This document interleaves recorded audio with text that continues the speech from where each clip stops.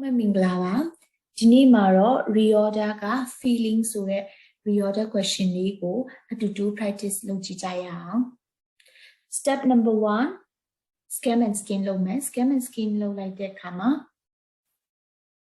feeling research method result information general impression feeling ဆိုတော့ဒီမှာ feelings တို့research တို့ဒါလေးတွေဒီစာကြောင်းလေးတွေကိုတွေ့တဲ့အတွက်ကြောင့်မို့လို့ဒီစာပိုက်ဒီ feelings ကို research လုပ်ထားတဲ့အကြောင်းအရာတစ်ခုခုအကြောင်းဖြစ်နိုင်တယ်ပေါ့ဒါဆိုရင် topic sentence ရှာကြမယ် feelings are in themselves not observable and which researchers could not measure them directlyဆိုတော့တိတ်တေချာသေးဘူးနောက်တစ်ကြောင်းဖတ်မယ် hence နဲ့စရဲဆိုရင်တေချာတဲ့ဒီစာကြောင်းဒီ topic sentence ဘယ်လိုမှမဖြစ်နိုင်ဘူး the results show ခုနကပြောလိုက်တဲ့ scan and skin လုပ်လိုက်တော့ဒါဒီ feelings တွေနဲ့ပတ်သက်ပြီးမှ research လုပ်ထားတာဒီ research ရဲ့ result ကဆိုတော့ result ကနေအရင်စဖို့ဆိုတာက topic sentence မဖြစ်နိုင်ဘူးဆိုတော့ဒီဟာဒီလည်း topic sentence မဖြစ်နိုင်ဘူး this contracts this လို့ပြောတဲ့အတွက်ကြောင့်မို့အရှိမတစ်ခုခုကိုရည်ညွှန်းထားတာပါရမယ်ဆိုတော့ဒါဒီလည်း topic sentence ဖြစ်နိုင်ဘူး The general impressions that skilled negotiators seem to convey is they are people who keep their cards close to their chest and do not reveal their feeling သိမသေးချဘူးဆိုတော့ဒီနှစ်ခုထဲကဘယ်ဟာ topic sentence ဖြစ်နိုင်မလဲပေါ့ feeling are themselves not observable could not measure them directly ဆိုတော့ဒါဒီ feelings ကို observe မလုပ်နိုင်ဘူး measure မလုပ်နိုင်ဘူးဆိုတော့ဒီဟာဒီ topic sentence မဖြစ်နိုင်တော့ဘူးဆိုတော့ဒီစာကြောင်းကို topic sentence အနေနဲ့ယူလိုက်မယ် topic sentence အနေနဲ့ယူလိုက်မယ်ဒီမှာ feelings နဲ့ဆုံးမယ်ဒီမှာ feelings နဲ့ပြန်စတယ်ဆိုတော့ဒီနှစ်ခုကို zigzag approach နဲ့ pair ပေါ့နော်အတွဲရှာလိုက်ပြီးမှဒီနှစ်ခုကိုတွဲပြီးလိုက်မယ်ပေါ့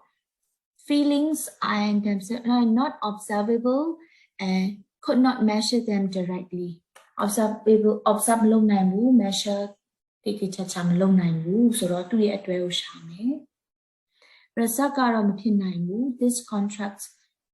ဘာမှ result မထွက်သေးဆိုတော့ဒါလည်းမဖြစ်နိုင်ဘူးဆိုတော့ဒီဟာလေးကိုသူ့ရဲ့အတွဲဖြစ်နိုင်တယ် hence they use a surrogate method they counted the number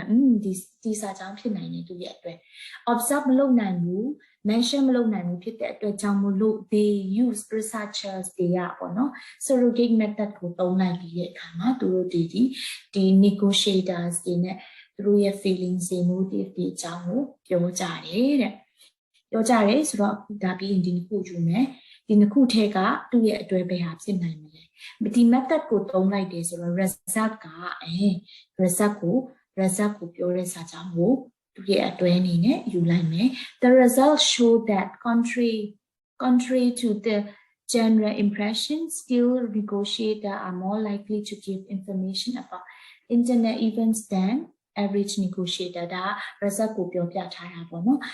skilled negotiator တွေကပို့ပြီးမှပြောတယ်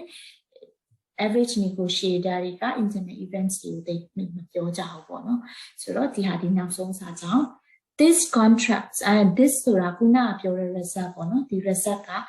this contract sharply the amount of information given about a standard event such as facts clarification and general expression of opinion ဆိုခုနကပြောတဲ့ဒီ internet event external events တွေပြောတဲ့အပေါ်မှာကွာသွားတယ်ပေါ့နော် contracts နဲ့ရှင်းသွားတယ်ဆိုတော့အဖြေကိုစစ်ကြည့်မယ် okay ဆိုတော့ဒီဟာဒီ